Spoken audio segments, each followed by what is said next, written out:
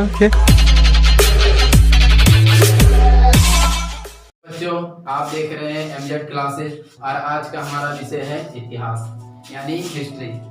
और ऐसे आज मुझे थोड़ा पढ़ाना था क्लास 10 जैक बोर्ड का पहला चैप्टर यूरोप में राष्ट्रवाद। तो यूरोप में राष्ट्रवाद तो एक इतिहास का चैप्टर है। उससे पहले मुझे इतिहास का थोड़ा सा भी वर्णन करना होगा, आपको भी इतिहास के बारे में थोड़ा जानना होगा, तभी तो आप उस चैप्टर को अच्छी तरीके से समझ सकते हैं। नहीं तो मैं बताते जाऊंगा कि यूरोप में राष्ट्रवाद कब हुआ, कब आप ये हुआ, राजा महाराजा के बारे में, तो आपको समझ में नहीं है। उससे पहले हम चाहते हैं कि आप इतिहास को समझें।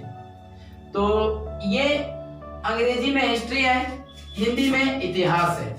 तो इतिहास को बहुत सारे विद्वानों ने इतिहास को 3 शब्दों में आसान से तोड़ के रखे, इति, हा और आस। तो इसका मतलब होता है निश्चित रूप से ऐसा हुआ था। ठीक है, निश्चित रूप से ऐसा हुआ था। अब ऐसा नहीं है कि कोई भी कल आप कंचा खेल रहे तो भी इतिहास हो जाएगा, ऐसा नहीं है। कुछ जैसे कि महान शख्स द्वारा, महान समाज द्वारा, महान देशों, बड़े देशों में जो भी महान क्रांतिकारी अपने देश को बचाने के लिए या तो योद्धा बने या क्या बोलते हैं क्रांतिकारी बने और युद्ध किए और अपने देश को, अपने समाज को स्वतंत्र कराएं, चाहे वो कानूनी रूप से हो या फिर किसी भी गलत तरीके को अच्छाई से उनको अलग कराए। तो ये कैसे हुआ, आज इसके बारे में थोड़ा बहुत जानने की कोशिश करेंगे। और इतिहास शब्द जर्मन शब्द गैसिस्टे, ठीक है, से लिया गया है। इतिहास शब्द जर्मन शब्द गैसिस्टे से लिया गया है। अब इसका अर्थ क्या होता है? अतीत की घटनाओं का ऐसा वर्णन जो स्पष्ट रूप से समझ में आ सके। अतीत का आने का मतलब कि बीते हुए समय में, पुराने समय में घटना तो आप जानते ही हैं, आए दिन घटनाएं होती रहती है। तो अब वो तो बस एक्सीडेंट, बाइक एक्सीडेंट वो तो इतिहास नहीं होगी, लेकिन ऐसा वर्णन जो स्पष्ट रूप से समझ में आ सके। जैसे मैं आपको उदाहरण देकर समझाता हूं, ठीक है, कि जालियांवाला बाग ये भी एक घटना थी जो बैसाखी के दिन 1919 ईस्वी में घटी। ये बैसाखी के दिन 19 जालियांवाला बाग में ही बैसाखी के दिन में सन 1919 में घटी। तो ये एक क्यों? क्योंकि ये एक इतिहास घटना है, उसमें हजारों लोग मारे गए। और ये किसके द्वारा हुआ? तो अंग्रेजों के द्वारा हुआ। ये क्रूर नीति के द्वारा हुआ, गलत नीतियों के कारण हुआ। तो ये एक इतिहास में दर्ज है। अशोक ने कलिंग को जीता। तो अशोक एक राजा था, उसने कलिंग को जीता, ठीक है। ये भी एक इतिहास, तो एक ऐसी बड़ी घटना है जिससे समाज और देश में बदलाव आया, ठीक है, चाहे स्वतंत्रता के लिए या अपनी सामाजिक नीति के लिए या गलत कारणों को अच्छे कारण में बदलने के लिए, ठीक है। चलिए हम आते हैं हम अपने मेन टॉपिक पे, ठीक है। Class 10 JAC board chapter number 1 Europe में राष्ट्रवाद, ठीक है, नेशनलिज्म इन यूरोप।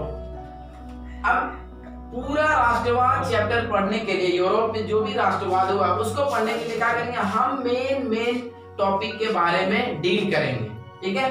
पहला हमारा टॉपिक है निरंकुशवाद, उसको बोलते हैं इंग्लिश में एब्सोल्यूटिज्म। थोड़ा इंग्लिश खराब है, थोड़ा मैनेज कीजिए। ऐसी सरकार या शासन व्यवस्था जिसकी सत्ता पर किसी प्रकार का कोई अंकुश नहीं होता, ठीक है। ऐसी सरकार मतलब कहने का मतलब ऐसा शासन करने वाला। हम किसी भी देश के अंदर रह रहे, किसी भी सियासत के अंदर रह रहे, किसी भी राज्य में रह रहे, आज नहीं जो पहले जमाने में चलती, ठीक है। तो उस समय की बात है कि ऐसी शासन मतलब शासन करने वाला हमारा ऐसा हो जिस पर कोई अंकुश नहीं हो, हम उस पे हमारा कोई भी काम नहीं चलता हो, लगाम नहीं चलता हो। अगर वो जो कानून पास कर रहे हैं हमें आंख बंद करके मानना है।